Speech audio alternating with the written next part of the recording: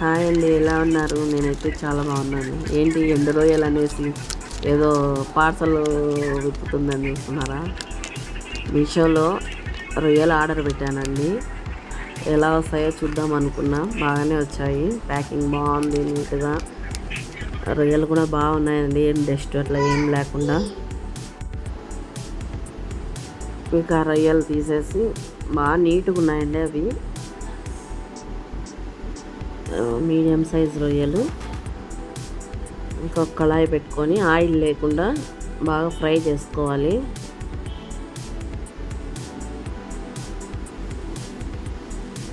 పచ్చి వాసన పోయి నీట్గా మంచి స్మెల్ వస్తుంది అవి వేగినప్పుడు. అంతవరకు దానికి ఉండే కాళ్ళు ఈకలు అన్నీ మొత్తం అదంతా పోతాయి. అట్లా వేయించుకుంటే ఏమన్నా డస్ట్ ఉన్నా పోతుంది. బాగా కొద్దిగా నీళ్ళు ఎక్కువ వేసేసుకొని స్టవ్ ఆఫ్ చేసుకోవాలి. ఆఫ్ చేసుకున్న తర్వాత 2 నిమిషాలు అట్లే పెట్టేసి ఆ వేడి నీళ్ళల్లో రొయ్యలు అన్నీ తీసుకోవాలి. తీసి పక్కన పెట్టుకోవాలి. నీట్గా అట్లా వేడి నీళ్ళతో కడుక్కోవాలి. ఇక మసాలా ప్రిపేర్ చేసుకుందాం. కొంచెం ఎండు కొబ్బరి, తెల్లవాయి 2 మిక్సీకి వేసుకోవాలి పేస్ట్ లాగా. స్టవ్ వెలిగించి మళ్ళీ బాండిల్ పెట్టుకొనేసి ఆయిల్ వేసేసుకొని అందులో ఆనియన్స్ వేసుకోవాలి. కొద్దిగా ఆనియన్స్ ఎక్కువ వేసుకోవాలి, అప్పుడే టేస్ట్ బాగుంటుంది కర్రీ. ఆనియన్స్ బాగా మగ్గిన తర్వాత ఆనియన్స్లోనే ఉప్పు, పసుపు వేసుకోవాలి తగినంత.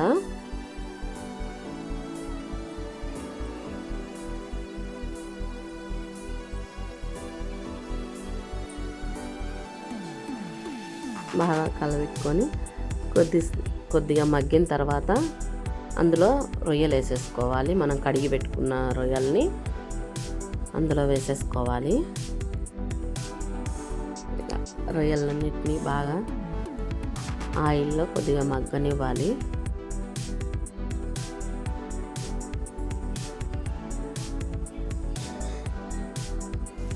ఇందులో కొద్దిగా కరివేపాకు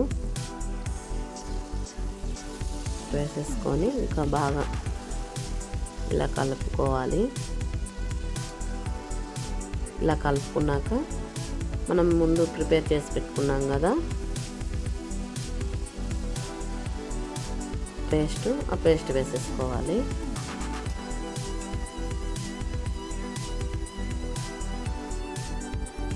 వెల్లుల్లి కొబ్బరి పేస్ట్ వేసేసుకుందాం అందులో. ఇప్పుడు కొద్దిగా నూనెలో అలా ఫ్రై అయిన తర్వాత అల్లం వేయలేదు, వెల్లుల్లి కొబ్బరి పేస్ట్ వేసేయాలి.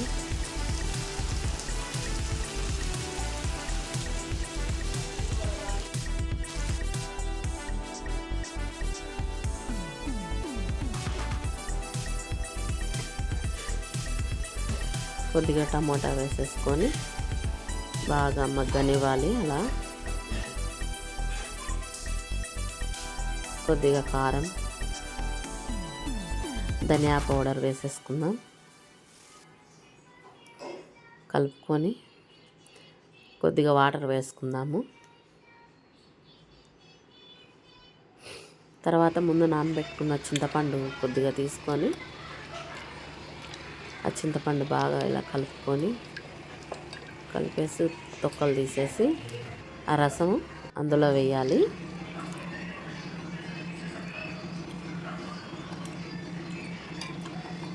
కొద్దిగా అండి, మరీ ఎక్కువ కాదు. ఎందుకంటే టమోటా కూడా యాడ్ చేసాం కాబట్టి. టమోటా వేయకుంటే కొద్దిగా చింతపండు ఎక్కువ వేసుకోవాలి. టమోటా యాడ్ చేసాం కాబట్టి కొద్దిగా తక్కువ చింతపండు యాడ్ చేసుకోవాలి. ఇంకా మరి కొద్దిగా వాటర్ వేసేసుకొని ఒక మూత పెట్టేసుకుందాము. చూడండి ఎలా రెడీ అయిందో కర్రీ. చాలా టేస్ట్గా వచ్చిందండి కర్రీ మాత్రం. చాలా బాగుంది. ఇలా చేసుకోండి. కొద్దిగా కొత్తిమీర వేసేసుకుందాం. అంతే అండి, టేస్టీ అయిన ఎండు రొయ్యల కర్రీ రెడీ. చాలా బాగుండిందండి. మీరు కూడా ట్రై చేయండి, ఎలా వచ్చిందో చెప్పండి. కర్రీ మాత్రం చాలా సూపర్గా వచ్చిందండి.